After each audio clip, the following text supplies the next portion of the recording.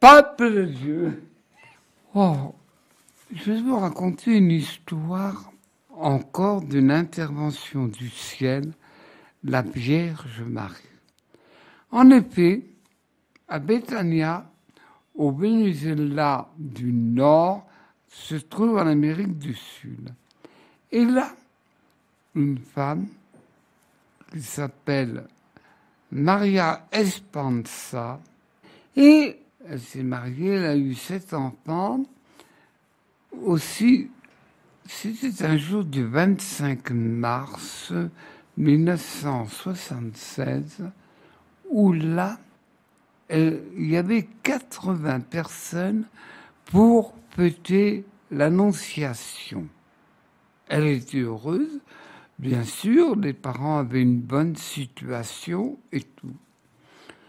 Mais voilà que tout d'un coup, apparaît une belle dame. Tout de suite, elle-même, elle a reconnu, elle a dit « Je vous salue Marie ». Et elle se présente, cette dame, « Je suis Marie, réconciliatrice des peuples », en 1976. Et voici ce qu'elle dit, un message que j'ai synthétisé. Unité de cœur, le socle, la famille. Et il nous rappelle que Jean-Paul II disait « Le patrimoine de l'humanité est la famille ». Dans nos pays occidentaux, particulièrement l'Europe et la France, on ne dit pas de mots, la famille est très attaquée, sur tous les plans. Elle recommande aussi, en plus de la famille, la charité. Et une chose qu'on n'a pas l'habitude d'entendre, émerveillement de la création. C'est vrai, les gens de la ville ne voient que des feux rouges, des feux verts, des voitures, des embouteillages, courir après la vitesse, courir après l'heure. On ne sait plus s'arrêter, même une fleur, une pâquerette. Je dis cet exemple parmi tant d'autres. Un enfant cueille des fleurs, 2 ou 3 pâquerettes, et les donne à sa mère.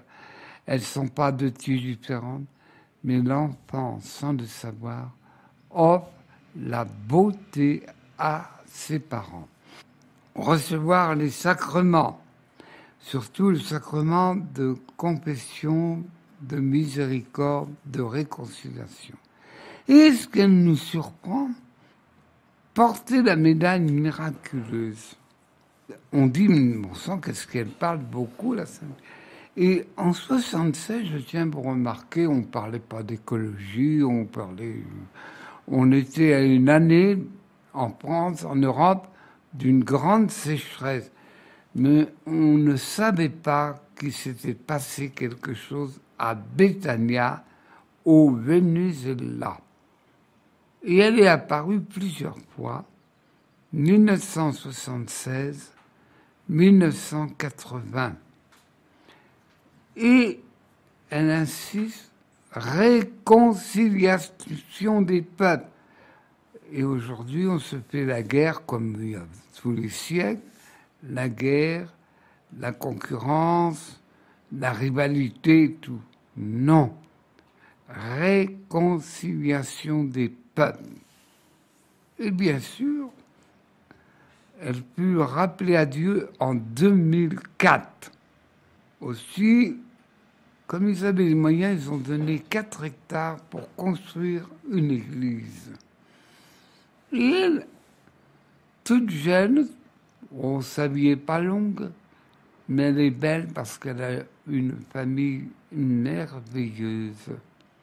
Et la Vierge a dit, quand on voit le contexte de l'époque, on se dit, mais oh, Venezuela vit la misère, mais viendra un temps où ce sera un pays heureux et il y aura ce qu'il faut pour vivre aisément. Et elle, la Vierge a dit, tu ne seras pas religieuse. Tu sanctifieras par la vocation au mariage. Elle fut mariée au novembre 1955 et, je le rappelle, fut rappelée à Dieu en 2004.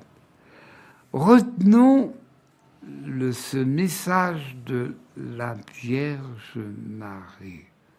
Nous, les Français, on a la médaille miraculeuse à tout va et tout va, mais combien la médaille miraculeuse a protégé beaucoup de gens.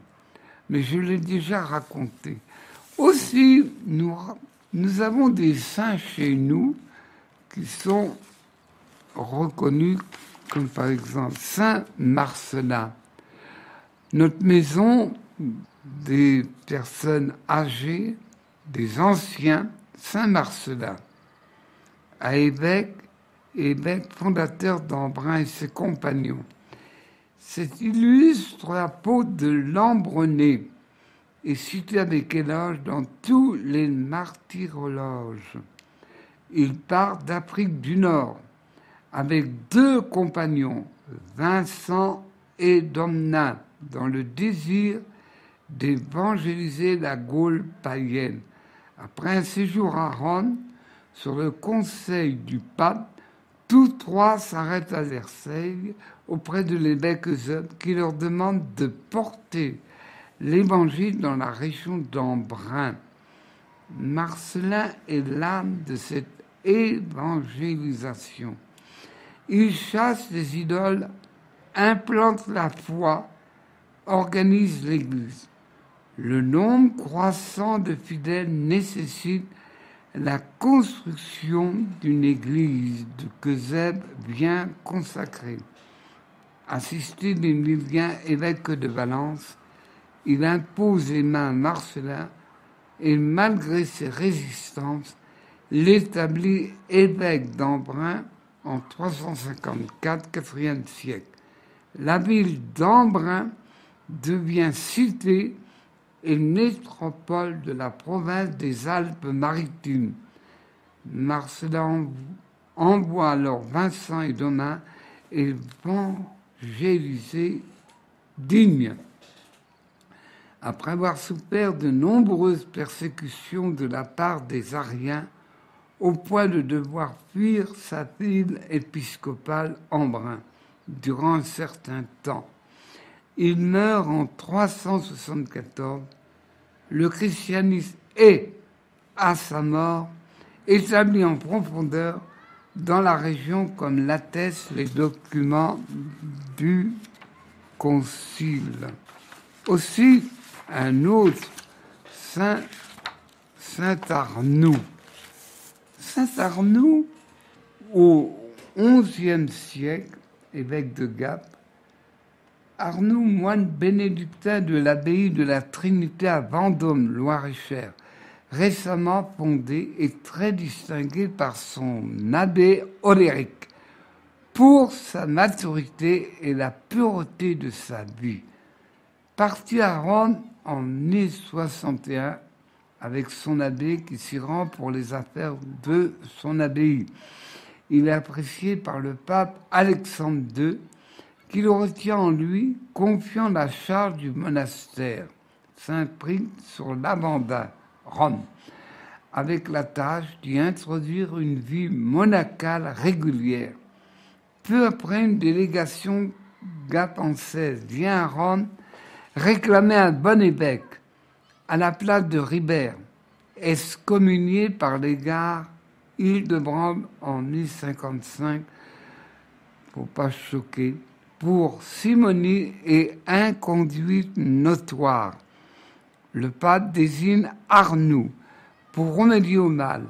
Arnoux accueille dans la foi cette obédience et est consacré par le pape lui-même en 1063 avant son départ pour Gap. Arnoux ne peut rejoindre sa ville épiscopale qu'en 1065 à cause des intrigues locales. Mais très vite, il s'impose par sa vie, son zèle, son courage à défendre les droits et la discipline de l'Église. Il déracine les abus installés dans son diocèse, frappant de censure les clercs récalcitrants.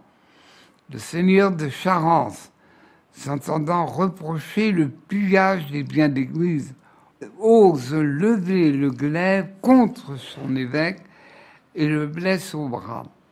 Le diocèse de Gad, soumis durant le IXe siècle à des évêques simoniaques, c'est-à-dire demander beaucoup d'argent, est transformé par ce pasteur vigilant et fervent qui meurt le 19 septembre avant 1079. Plein de joie et de confiance, rapporte l'auteur de sa vie.